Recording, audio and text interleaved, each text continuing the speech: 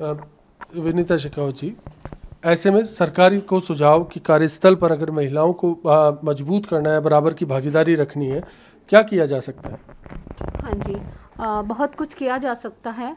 सबसे पहले तो मैं सभी महिलाओं को महिला दिवस पर ये बताना चाहती हूँ कि आप आत्मनिर्भर बनिए। एक दहेज प्रथा भी एक कुप्रथा है कि कुछ देते हैं महिला को जाते समय, शादी करते समय। हर महिला ये ठान ले कि मुझे कुछ नहीं चाहिए, आत्मनिर्भर बनाइए, माँ बाप मुझे पूरी तरह से सक्षम बनाइए और फिर मुझे अगले घर भेजिए।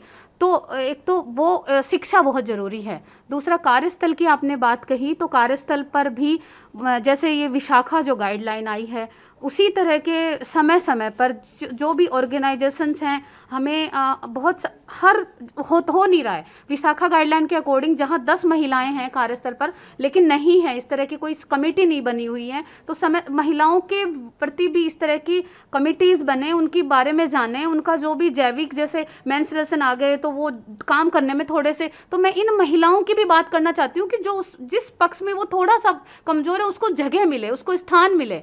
जी जी बिल्कुल, महिला का दोष नहीं है इसमें, प्रकृति है और प्रकृति को किस तरह से कन्विंस किया जाए, किस तरह से उसकी बात की जाए, इस बारे में बात होनी चाहिए। लाड कुमारी जी, मैं कंक्लूजन कमेंट आपसे चाहूँगा, क्योंकि तजुर्बा जो आपका है, आपने देखा है लगातार इस समाज को, आप क्या मानती हैं कि कहाँ बदलाव सबसे पहले हो?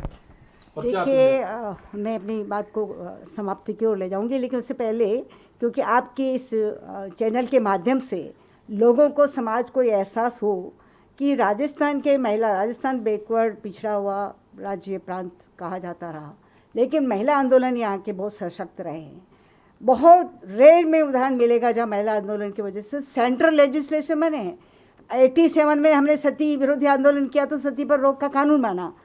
विशाखा जजमेंट आया तो भी यहाँ के 3 महिला संगठन और दिल्ली सुप्रीम कोर्ट में लगाया और तब सुप्रीम कोर्ट ने जजमेंट दिया और उसके बाद नया कानून उसकी निर्भया के बाद ऐड हुआ।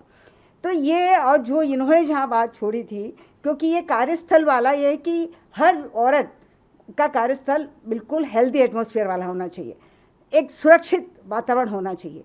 और ये इसके लिए नहीं क्योंकि मैं अपना काम कर रही हूँ, मैं अपनी जिम्मेदारी का निर्वाह करूँगी, लेकिन सामने वाले को भी बदलना पड़ेगा। उनको ये स्वीकार करना होगा कि हाँ, ये भी मेरी ही तरह एक इंडिपेंडेंट इंडिया का नागरिक है, एक स्वतंत्र भारत का नागरिक हूँ। स्त्री पुरुष बात की बात है।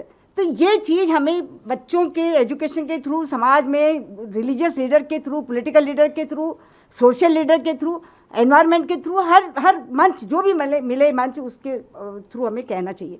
दूसरा, 8 मार्च वन टाइम एक्टिविटीज़ नहीं, ये मैंने पहले भी कहा। 113 साल का इतिहास, 1908 में न्यूयॉर्क सिटी में 1500 महिलाओं निकल के, और तब मुद्दे क्या थे उनके? 3 मुद्दे कि राष्ट्रीय आंदोलन में महिलाएं थी उन्होंने अपने लिए लड़ाई नहीं लड़ी, देश की आज़ादी के लिए लड़ाई, लेकिन जब आज़ादी हासिल हुई तो उनको तुम अब घर की 4 दीवारी में चले जाओ, ये तुम्हारा काम नहीं। तो 1908 में न्यूयॉर्क सिटी में जब, तो 3 मुद्दे उन्होंने उठाए कि हमारे जो वर्किंग आवर्स है वो कम करो महिलाओं के, दूसरा पेमेंट जो वो पुरुषों के बराबर नहीं मिलता उसको बेटर करो, और तीसरा वोटिंग राइट। तो ये 113 साल में जहाँ पहुँचे थे, ये तो 8 मार्च तो हमारा सेलिब्रेशन का डे है जी। काम और अधिकार संघर्ष तो साल भर चलता है, लेकिन 8 मार्च हम नो टीयर नो फियर, ना तो आंसू बहाए। एक बखूबी नारा है, नो टीयर नो फियर। जिस्म, जज्बात और जहन ने अब ये ठानी है, आज़ादी मेरा जश्न है, बुलंदी मैंने ठानी है। बिल्कुल इसी तर्ज पर इस 8 मार्च को जयपुर की महिलाओं ने कह दिया है कि अब हम बराबरी की बात नहीं करेंगे, बराबरी हमारा हक है और हम इस पर लगातार कायम रहेंगे। ईटीवी भारत पर आप देखते रहिए देश प्रदेश की खबरें। फिलहाल के लिए इस खास डिबेट में इतना ही। नमस्कार।